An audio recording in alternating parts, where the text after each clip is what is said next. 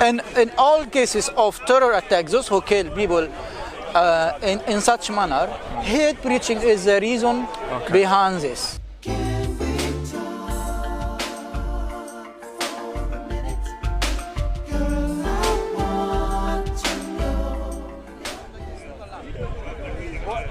We are meeting in such circumstances, and Of course, but we it have is a to sad be day. positive and learn lessons, and because if we give up, we are giving up on our future and future of our children and all future generations. We need to, those who believe in power of good and welfare for all humanity, they must keep pushing whatever happens. Okay.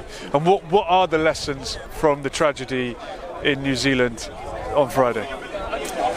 What did we learn? For me personally, I believe the far right, Christian far right, or what do you call it? It is used, the word Christian is not used, but they call it far right. Was he a Christian, this man? I do believe he believes in his Christian heritage. In his manner, his Christian heritage. Okay, because I can find a Muslim Rather who than his is not faith. practicing. Yeah. And even it is common. There are the guy who did London Bridge attack. Yeah. He was not practicing Muslim, as far as I know, or someone who committed an attack. The London Bridge attack. But Yeah. what inspired him to do it? Hate preaching. Okay. And in all cases of terror attacks, those who kill people in such manner, hate preaching is the reason behind this. In our case, Islamophobia industry, Islamophobic politicians, far-right parties, they are using language of opposing foreign people, opposing minorities, considering them a threat for the lifestyle. Okay, and they have to be eliminated, taken away. They do not belong here. Yeah. Some people, if they find that politicians are not doing these actions, few will decide to take it into hand. And he described himself as a racist, and it was definitely about the white race, but it was particularly Muslims that he picked on. And in his manifesto, he mentioned many people from history that would have fought against the Ottoman Turks, and he seems to fear this Islamicization of European society or white society. I mean, he's not even from Europe, he's an Australian. Obviously he's European heritage, and as you say, he attached his identity to his culture, and he's Christian culturally rather Culture war, than let's say.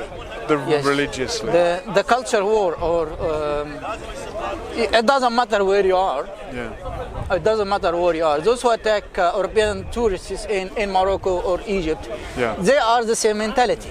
They are not living in Europe, but they still attack European people in Islamic land. This is the same mentality, and we oppose both, you know. Yeah. But as we said, it is just the culture of some war culture. Some people are adopting this ideology that there is war between cultures, and if we don't defeat us, they're going to defeat them. And ignorance and I don't know, many elements can push the person to decide to do this. And second lesson I would say of this tragedy is that this will be counterproductive, because they are calling people to join their movements, but if they do such actions like this, they're going to lose supporters. And they already have done that. Many people who has been thinking, yes, it is legitimate to adopt such ideology, after this kind of actions, they will think again about continuing in this track. And I am sure there are many European people and Christian people, they're going to leave this toxic, hateful ideology. And we need to deal with it and defeat it the same way we are dealing with Al-Qaeda and ISIS and all Islamic extremists, those who attribute themselves to Islam. We need to do the same measures against these people, because they are not different. The Muslim extremists kill innocent people, Muslim and non-Muslim, and this person, this guy in Sweden or Norway, Breivik, he killed his own people.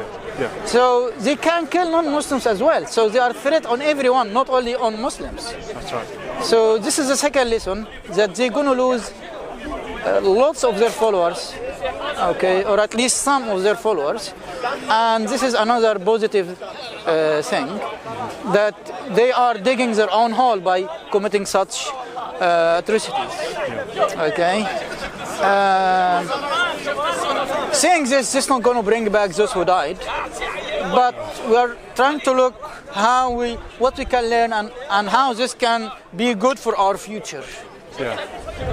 There will always be some positive that comes from something terrible. I hope so. We have to learn a lesson. With all the sadness, but we need to be optimistic. We are not going to stop thinking about our future and our children's future. Because if we give up on this, we are defeated for this hate ideology. Okay? Yes. Awesome.